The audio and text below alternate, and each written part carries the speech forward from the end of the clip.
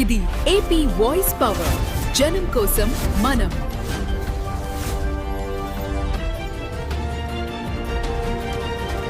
నంద్యాల జిల్లా డోన్లో టీటీడీ కళ్యాణ మండపంకు తాళాలు వేసిన అధికారులు.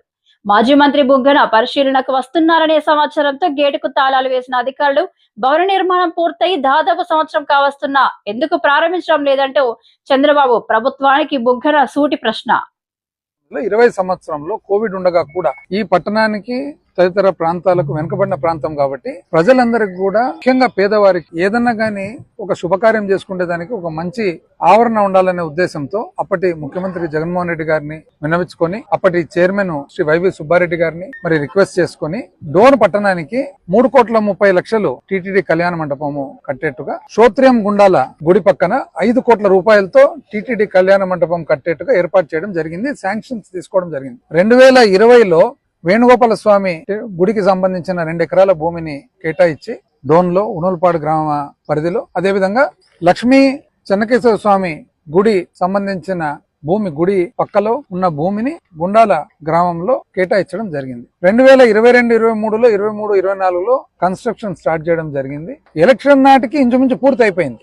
1.5 సంవత్సరముగా ఇంతవరకు పూర్తి చేయకపోగా ఎటువంటి ఉద్దేశం ఏదైతే ఉందో ఆ ఉద్దేశాన్ని నీరుగార్చి కోట్లాది రూపాయలతో నిర్మించిన భవనాలను పేదవారికి గాని మధ్యతరగతి వారికి గాని సంబంధించిన భవనాలను నిరుపయోగంగా పెట్టడం జరిగింది. ఈ రోజు సందర్శించేదానికి వస్తే పొద్దున వరకు తెరిచి ఉన్న తాళం ఇప్పుడు తాళం వేయడం జరుగుతుంది. ఎందుకు అని అడిగితే అధికారులు ఏమంటారంటే, సార్ పైనుంచి ఒత్తిడి సార్, ఇది ఎక్కడ ఇది అంటే, దీన్ని శాంక్షన్ చేసినది ఎవరు, దీన్ని కట్టించినది ఎవరు, కట్టించిన భవనాన్ని ఇంతవరకు ఎందుకు నిరుపయోగంగా ఉంది చూసన్నా పోదామనంటే బీగాలేయడం జరుగుతుంది. ఇది విచిత్రం. నాకు తెలిసి ఈ సంస్కృతి, ఈ బీగాలేసే సంస్కృతి నాకు తెలిసి ఎక్కడ భారతదేశంలో కూడా ఎక్కడ ఉండదని అనుకుంటున్నా. సహజంగా ఎవరైనా గానీ ఏదైనా అభివృద్ధి కార్యక్రమం చేపడితే వాళ్ళు అభివృద్ధి కార్యక్రమం అనేది ఇంచుమించు ఒక బాబునో ఒక పాపనో కన్నట్లు. ఈ రోజు ఒక ప్రాజెక్టు కట్టినామంటే ఇంచుమించు ఒక బాబునో ఒక పాపనో కన్నట్లు. ఒక రోడ్ వేస్తే ఒక బాబునో ఒక పాపనో కన్నట్లు. ఒక నీటి సరఫరా పథకం ఇస్తే ఒక బాబునో ఒక పాపనో కన్నట్లు. అట్లాంటిది ఒక భవనం గాని, ఒక బడి గాని, ఒక ఆసుపత్రి గాని అది ఎవరైతే కష్టపడి కట్టింటారో ఆ ప్రభుత్వం వాళ్ళు గాని వాళ్ళకి సంబంధించిన అందరూ కూడా ఇది మన అని అనుకొని వచ్చేది. ఇది పబ్లిక్ కదా, ప్రజలదే కదా. అంటే ఎవరైతే కట్టించినారో కట్టించిన వాళ్ళు కనీసం లోపల సందర్శించకుండా కూడా బీగాలేయడం జరుగుతుంది అనమాట. దయచేసి మీరు బీగాలన్నీ వేసుకోండి. మీ విఘ్నత వదిలిపెడుతున్నాము. నేను ఇంతకు ముందు కూడా చెప్పినాను, ఇప్పుడు కూడా చెప్తున్నాము.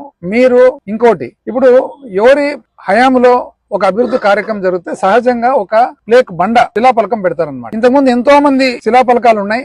మా 5 సంవత్సరాలు 2014 నుంచి 19లో గానీ, మా 19 నుంచి 24లో గానీ ఒక్క రోజు కూడా నాకు తెలిసి ఒక సింగిల్ శిలాఫలకం ఎవ్వరు కూడా తాకలేదు. ఈ రోజు చూడండి ఎంత అసలు దిగజారిపోయిన విధానం అంటే, ఎక్కడన్నా కానీ శిలాఫలకాలు ఉంటే దానికి పోస్టర్లన్నా కల్పిస్తారు, పగలగొట్టనన్నా పగలగొడతారు, ఇరగొడతారు. మేము చెప్తున్నాం అందరికి కూడా, మీరు ఎవరైతే అధికారంలో ఉండారో పేరున ప్రతి ఒక్కరికి కూడా ఎవరికైతే ఇటువంటి చాలా చిన్న ఆలోచనలు, చిన్న బుద్ధులు ఉన్నాయో ఇవి మీకు తగవు. అయితే మీరు శిలాఫలకాలు పగలగొట్టొచ్చు, శిలాఫలకాల మీద మీరు పోస్టర్లు కరిపించచ్చు, ఇంకోటి కరిపించచ్చు, కానీ ప్రజల గుండెల్లో మాత్రము చెరపలేరు మీరని చెప్పి నేను తెలియజేస్తాను. ఈ రోజు చరిత్ర చూసినట్లయితే 100 సంవత్సరాల కింద కట్టిన భవనాలు ఉన్నాయి. ఈ రోజు కూడా 100 సంవత్సరాల తర్వాత బ్రిటిష్ కాలం వచ్చింది, బ్రిటిష్ కాలం పోయింది. అయినా కూడా ఎవరు కట్టినారు, ఎవరు స్థాపించినారు అనేది ప్రజలందరికీ కూడా తెలుసు. ఈ రోజు మేము వచ్చిండేది ఎందుకు ఇంత సమయమైనా కూడా 1.5 సంవత్సరం అయినా కూడా ఎందుకు కాను ఇది ఇంతవరకు ఇంకా ప్రజలకు ఉపయోగానికి రాలేదు అని చెప్పి చూసేదానికి వస్తే బీగాలేస్తాం. మేము కట్టిన చెరువులకు నీళ్లు ఇడిసేదానికి పోతారు. ఇదేందో నాకు సబ్జెక్టే అర్థం కాలేదు. నీళ్ళు ఇడిసేది అంటే ఇప్పుడు ఈ ప్రకారంగా అయితే ప్రతిరోజు శాసనసభ్యులు, పార్లమెంట్ సభ్యులు అందరు కూడా ఆర్టీసీ బస్ స్టాండ్ బయట ప్రతిరోజు ప్రతి బస్సును కట్ చేసుకుంటుండాలి రిబ్బన్, ఎందుకంటే రోజు పోతుంది కదా బస్సు. ఈ రోజు మున్సిపాలిటీలో మా హయాంలో శాంక్షన్ చేసిన పనులు ఇప్పుడు రిబ్బన్ కటింగ్లు చేసుకుంటున్నారు. ఈ రోజు గోరకల్లో నుంచి నీళ్లు తెస్తే ఇప్పటికి ఎప్పుడు ఎలక్షన్లు అయిపోయినాక 3 నెలలకు పూర్తి కావాల్సినది 1.5 సంవత్సరం లేట్ అయ్యేది కాక మళ్ళా వీళ్ళు చేసినట్లు నటిస్తున్నారు. ఈ నటన ఏంది అసలు?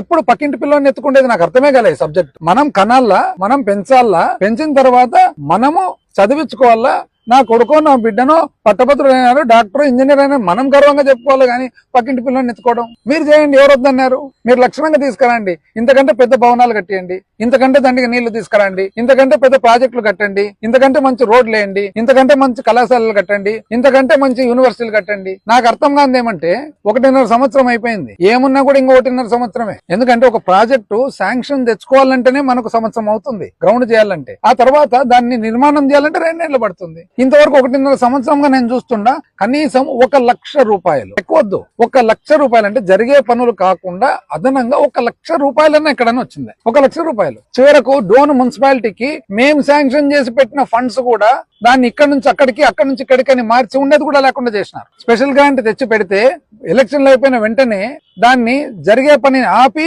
దాన్ని ఇంకో చోటికి మార్చి ఆ పని బాయ్ ఈ పని బాయ్. దయచేసి ఇది పరిపాలన చేసే విధానం కాదు, మీకైతే తగదు. పరిపాలన చేసే విధానం ఎప్పుడైనా గానీ ఒక మొక్కను మనం నాటాలా, దాన్ని చెట్టుగా చేయాలా, చెట్టుకు చేసినాక దానికి వచ్చిన ఫలాలు మనము ప్రజలకు తగిన వారికి ఇవ్వాలా. అంతేగాని పక్క తోటలో ఉండే చెట్టు దగ్గరికి పోయి ఆ కాయలు దింపుకొని ఇదేంది ఇది సిస్టమ్ అసలు. ఈ రోజు మేము ఎందుకు వచ్చిండేది చూసేదానికి, ఎందుకు లేట్ అయింది. ఒకవేళ లేట్ అయిన దానికి, ఎందుకంటే ఇది మన బేబీ కదా, మన బాబు మన పాపనే కదా, మళ్ళా లేట్ అయినప్పుడు మనకు బాధ్యత ఉంటుంది కదా. ఈ రోజు ఎవరన్నా గానీ ఒక తల్లి గాని తండ్రి గాని పిల్లన్న పాపను కంటారు, కన్న తర్వాత బాగోళ్ళు చూసుకుంటారా లేదా, వదిలిపెడతారా? హాస్టల్కు పంపించినామని చెప్పి వదిలిపెట్టేస్తారు? లేదు కదా. మనము ఎందుకు లేట్ అయింది, ఆ లేట్ ను తొందరగా చేసేదానికి ఏమన్నా మనం సలహా ఇవ్వగలుగుతామా, మన కృషి పెట్టగలుగుతామని చెప్పి వస్తే తాళాలేస్తాం.